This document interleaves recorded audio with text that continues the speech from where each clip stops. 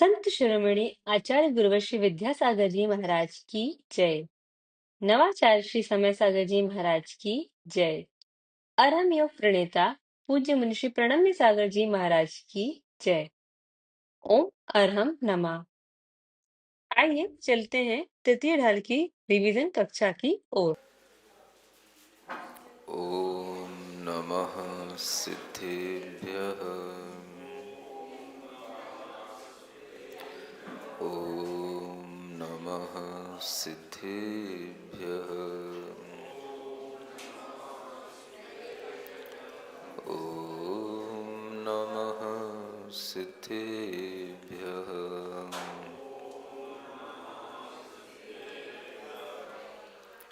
तीन लोक में चार हैं, मंगल शरण व श्रेष्ठ। अरहत सिद्ध व साधुगण, धर्म जैन जग ज्येष्ठ। तीर्थंकर जिन देव की, जिन वाणी को ध्याय। सार्वधर्म संक्षेप से, कहूँ चित्त हुलसाए। देवादिदेव आदिम तीर्थंकर श्री ऋषभनाथ भगवान की, देवादिदेव श्री पार्श्वनाथ भगवान की, वर्तमान शासन नायक श्री वर्धमान महावीर भगवान की, परम पूज्य आचार्य गुरुवर श्री विद्यासागर जी महाराज की। अप्रमत्त गुण में मुनिवर जब, श्रेणी सन्मुख होवे। सातिशयी वह अधः करण में, निज आत्म में खोवें।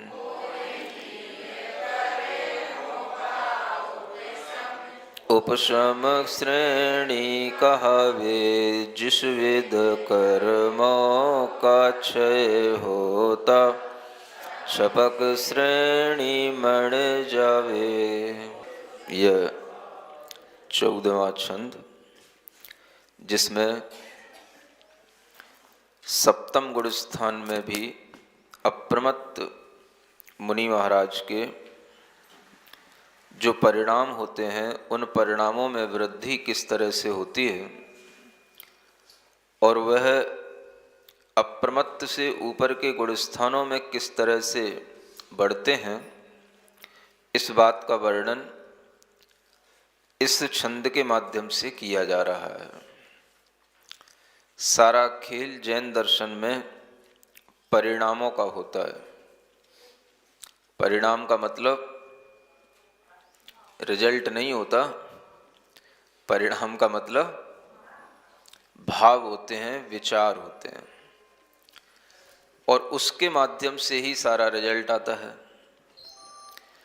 परिणामों को ही महत्व दिया जाता है और परिणामों की विशुद्धि बढ़ते जाना, इसी का नाम मोक्ष मार्ग कहलाता है। मोक्ष का मार्ग विशुद्धि का मार्ग होता है। कौन सा मार्ग होता है? हाँ, और विशुद्धि का विपरीत संक्लेश कहलाता है। संक्लेश का मार्ग एक तरह से संसार का मार्ग है, विशुद्धि का मार्ग मोक्ष का मार्ग है। संक्लेश यदि आता है तो उसमें आर्त ध्यान आ जाता है, और जैसे ही आर्त का परिणाम होगा, दुख का परिणाम होगा, तो वहां पर विशुद्धि की कमी मानी जाती है। इसीलिए छठवें गुण स्थान तक भी एक तरह से देखा जाए तो आर्त ध्यान बना रहता है, हो सकता है। आर्त ध्यान का सद्भाव छठवें गुण स्थान से ऊपर नहीं है,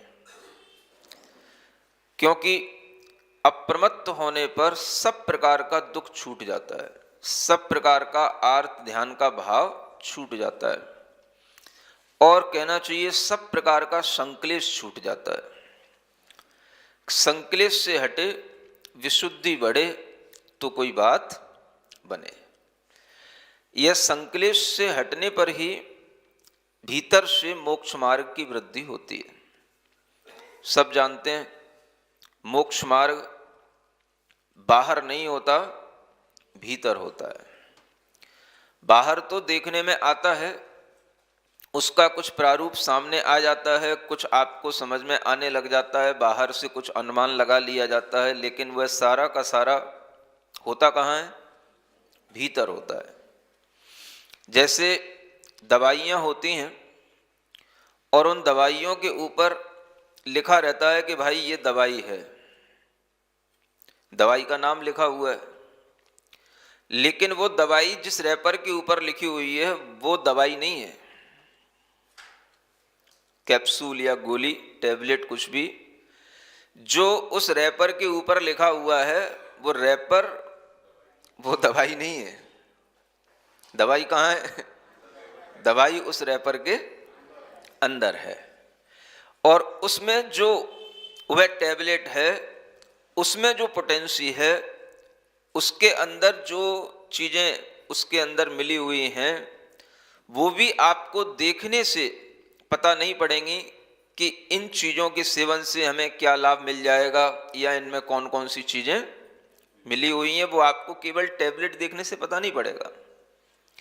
वो भी जब अंदर समाहित होगी, वो भी जब अंदर जाएगी और जब वो बॉडी के अंदर घुल जाएगी, तब उसके अपने अपने जो इफेक्ट दिखाई देंगे, उसके माध्यम से उसका अनुमान लगाया जाता है कि हाँ भाई इस रोग की यही दवाई थी, क्योंकि इसके माध्यम से रोग ठीक हो रहा है, हो गया है। ठीक इसी तरह से मोक्ष मार्ग बाहर क्या देखने में आता है?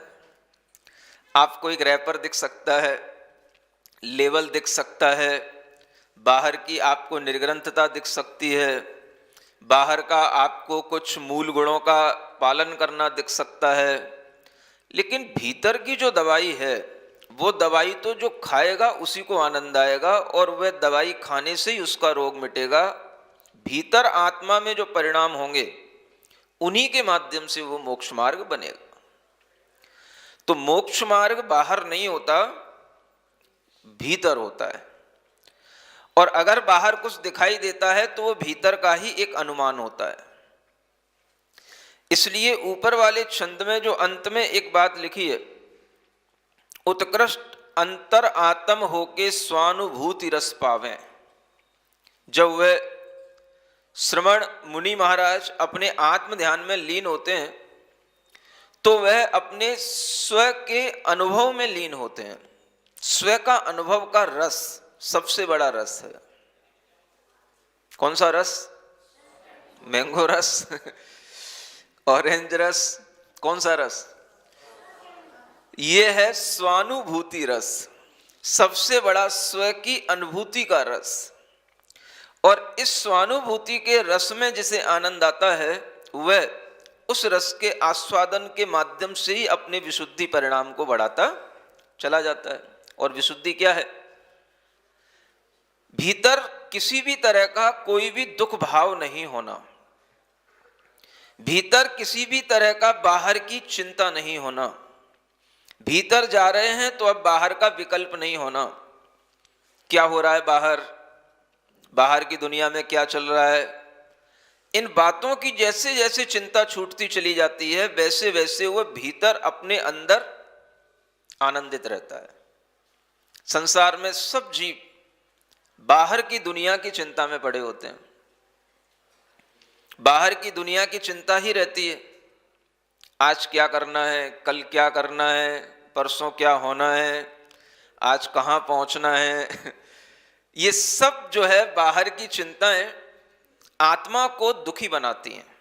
कोई भी तरह की आपकी प्लानिंग होगी जो बाहर की होगी, चाहे वो भले ही आपके लिए किसी अच्छी जगह के लिए भी क्यों ना हो, वो आपके लिए दुख देने वाली होगी।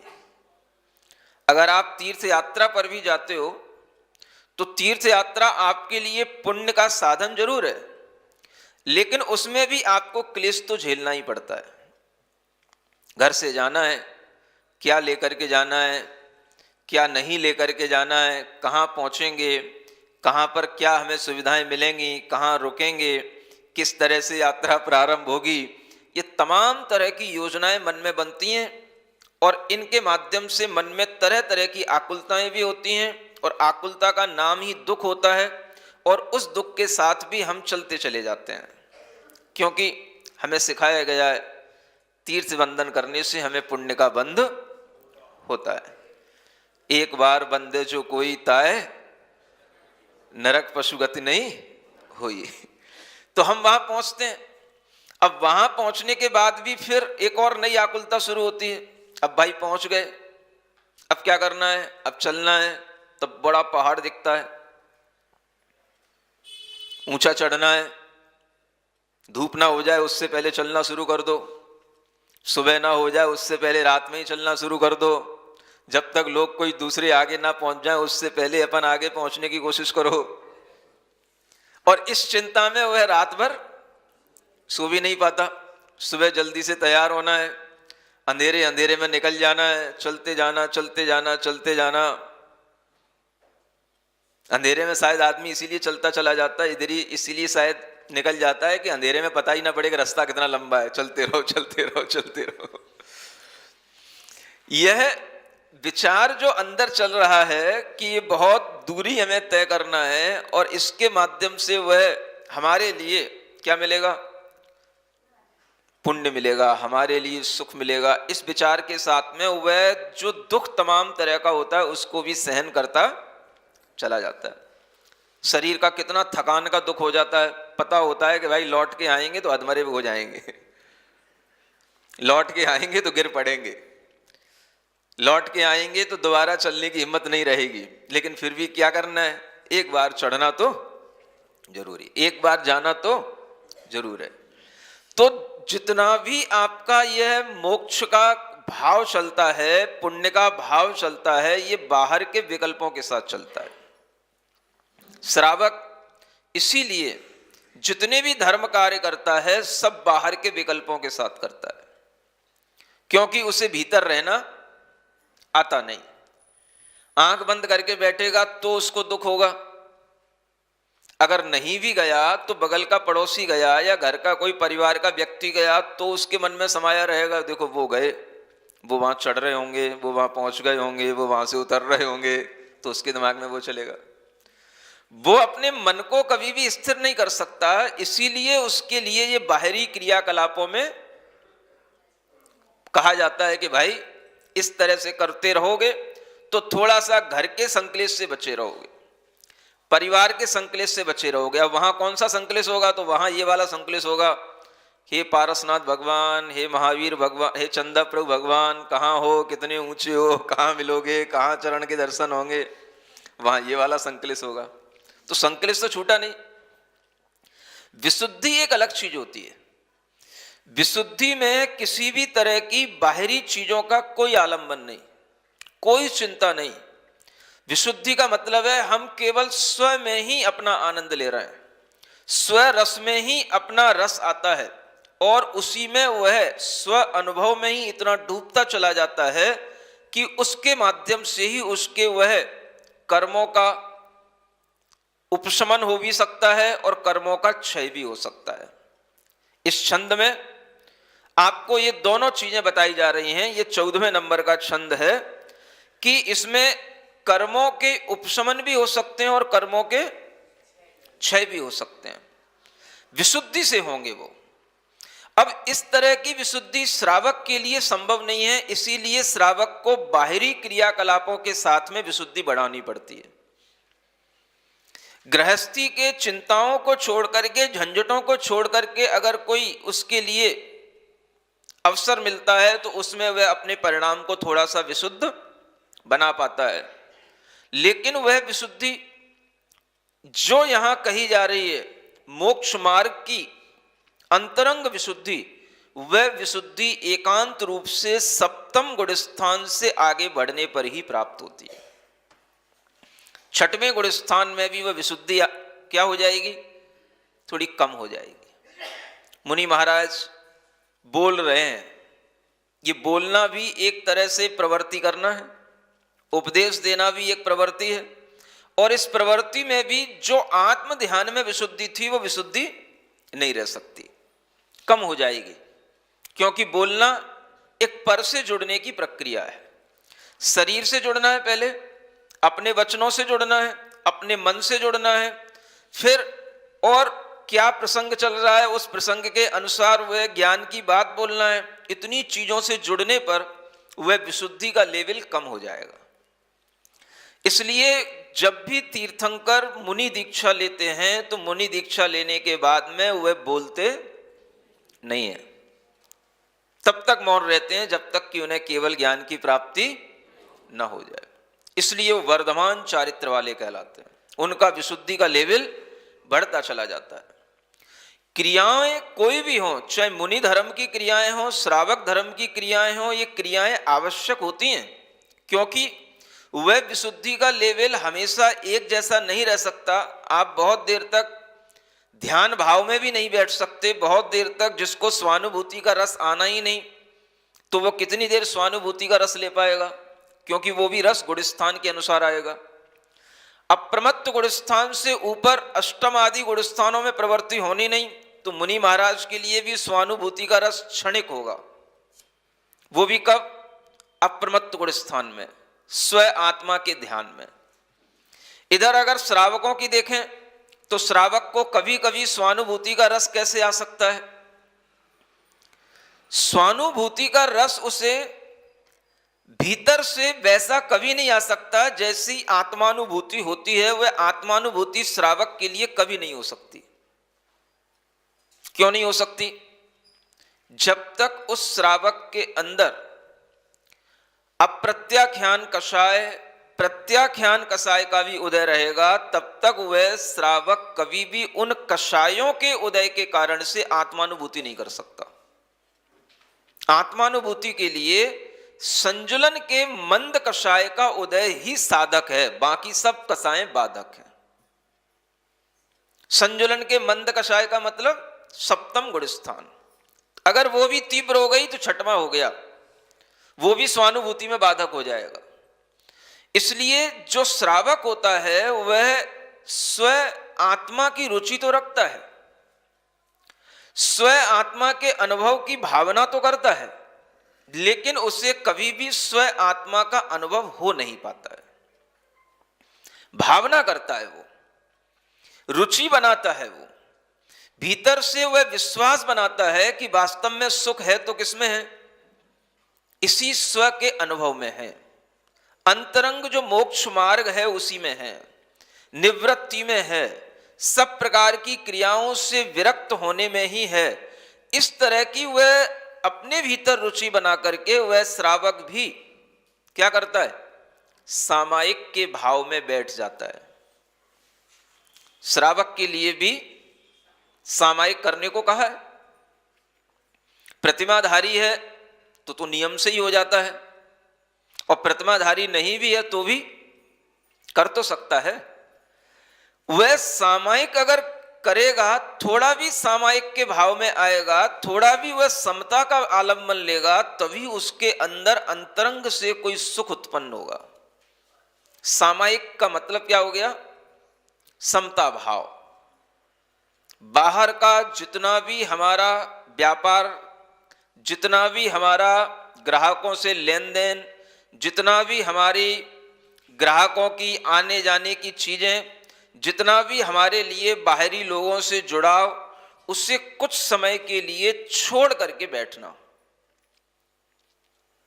हमेशा के लिए तो नहीं छोड़ सकता, तो वो क्या करता है श्रावक? एक सुधी श्रावक जिसे स्व अनुभव की रुचि उत्पन्न होती है, तो वह सामायिक के भाव में आता है, और उस सामायिक में क्या करता है? आरंभ और परिग्रह, इन दोनों से वह कुछ समय के लिए अपने भीतर संकल्प ले लेता है कि मैं मुक्त हो रहा हूं, इन सब दुनियादारी की चीजों से, झंझटों से मैं कुछ समय के लिए अपने आप को दूर कर रहा हूं। कुछ समय का मतलब जितना उसके पास समय हो, 1 घड़ी, 2 घड़ी, आधी घड़ी। कौन सी घड़ी? 1 घड़ी माने 24 मिनट, 2 घड़ी माने 48 मिनट। अगर शक्ति बने तो कम से कम 2 घड़ी, नहीं बने तो कम से कम 1 घड़ी, 1 घड़ी ना बने तो आधी घड़ी। कुछ तो करे, क्या करे? जो श्रवण कर रहे हैं उसका वह कुछ अभ्यास पहले से ही करना प्रारंभ कर देता है। जो अडुव्रती श्रावक होगा उसके लिए भी होता है, और जो केवल अविरत सम्यक दृष्टि है वो भी समय समय पर इस तरह का अनुभव लाने के लिए मन बना करके बैठ जाता है। 24 मिनट के लिए मैं सामायिक भाव में आ रहा हूं। जितना भी मेरा व्यापार चल रहा था, मोबाइल से जो भी मेरा लेन देन था, उस मोबाइल का स्विच ऑफ करके उसको खुटी पे टांग के नहीं समझ में, खुटी पे टांगने का मतलब उसको अलहदा करके एक तरफ रख करके, क्योंकि वही सबसे ज्यादा विकल्प उत्पन्न कराने वाला है।